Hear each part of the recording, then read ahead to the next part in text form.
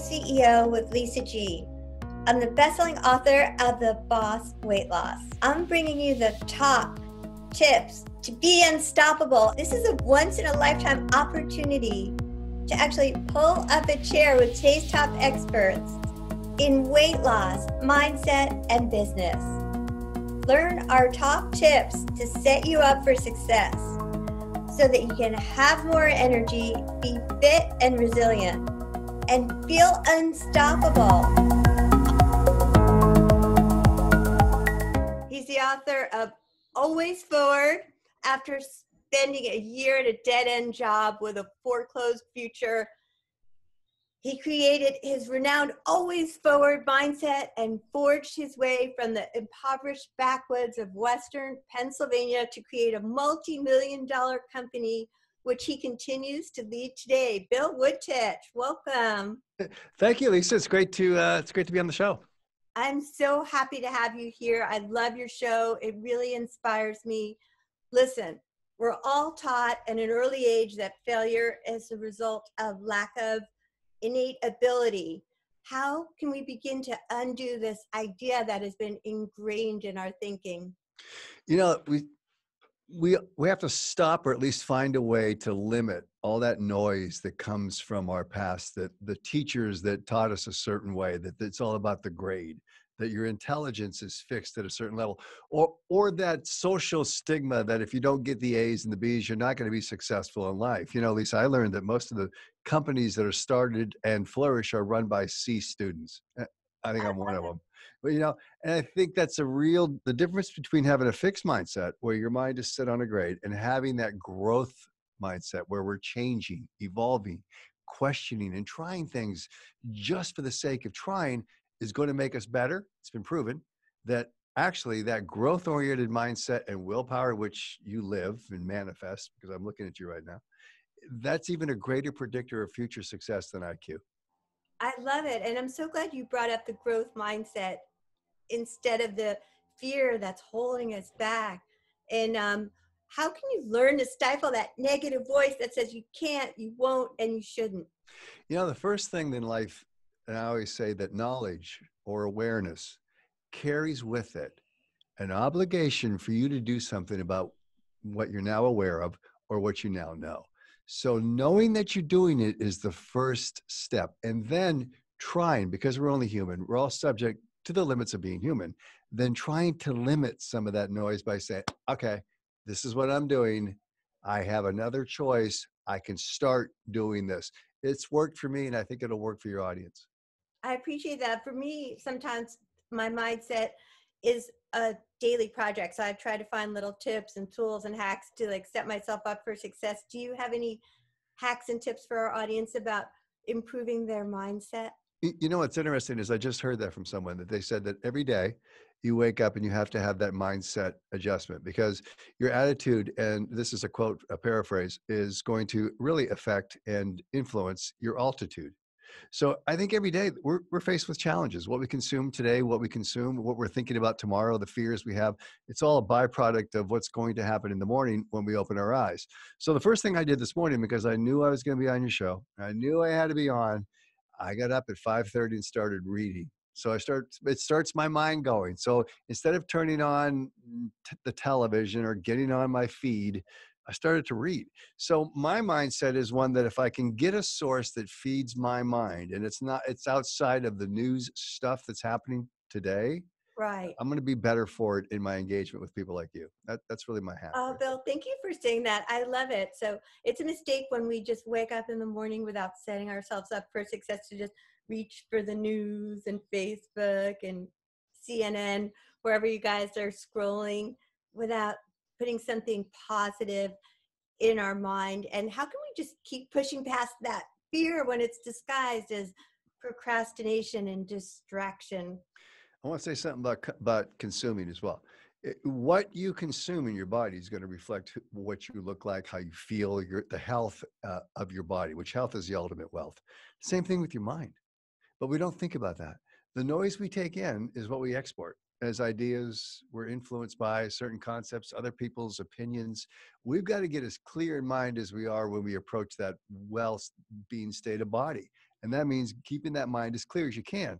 And so to your question on procrastination, there's just by looking around in this building, I can see people who are doing their job, doing things that further their career, or ones that are kind of saying, well, I should be on the phone right now making calls, but I'm going to go make a file.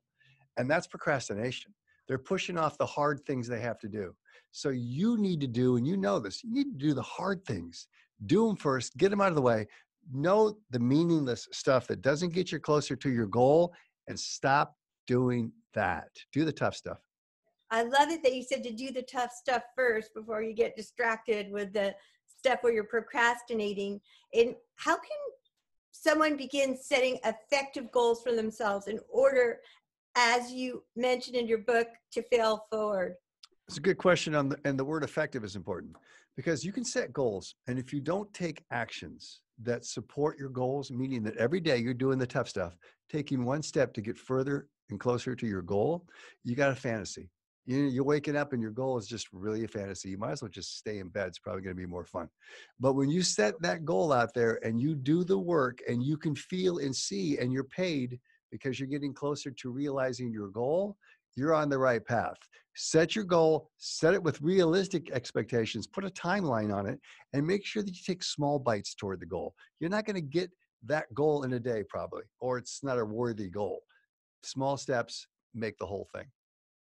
Okay, and I just want to talk a little bit more about failing forward and the expected range of failure. And I love it that you have brought up failure so much. It's really inspired me in all my bumpy road of ups and downs as an entrepreneur and just in life in general. So what is the expected range of failure, and how is this even helpful when we're setting goals? In the book, I write about two Olympians, and what they did is they set goals to fail every day when they were doing their event, because that made them better tomorrow.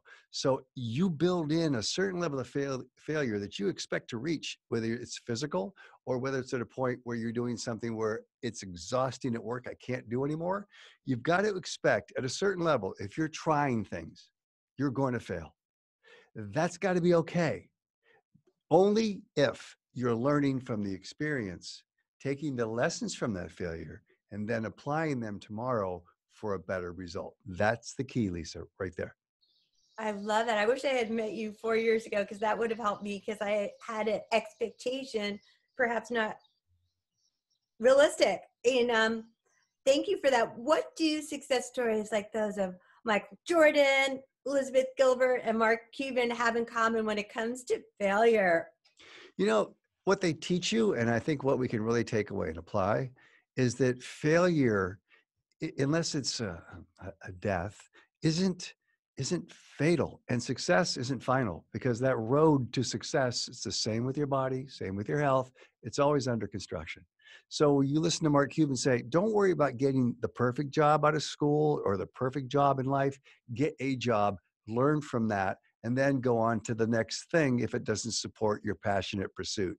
Elizabeth Gilbert said, I lost myself in my writing. I didn't know what to write. They wanted me to write this, and I went home, found what I wanted to write about, had the courage to do that. So those are some of the lessons you can learn from people who've stumbled and stumbled and stumbled, and you think, wow, we're all human. Michael Jordan missed more shots, than he made, and he always wanted the ball for the last shot. That's what you can learn. I love it. And the final question that I have for you is, because you're such an expert and you're so successful, when did you first learn how to push past failure to work towards success? Lisa, I want you to think about something, and I think it's one of the most important things. What is it that you really want?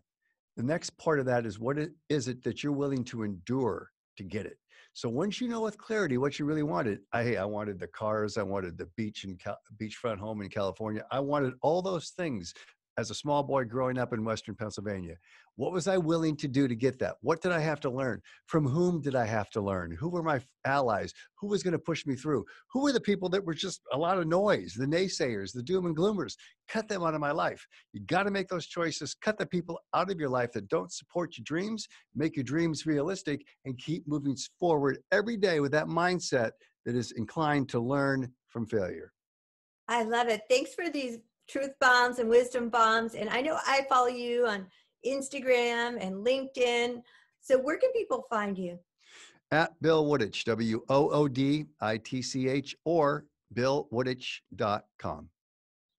Thank you, Bill. You're the bomb. I always love engaging with you. You bring that positive attitude. It comes right across the screen. You know what? You're even actually from this vantage point, you're kind of color coordinated. You got stuff in the back there that's kind of matching the stuff you have. You're a little off color, but not much, man. You're always like just like spot on with that stuff.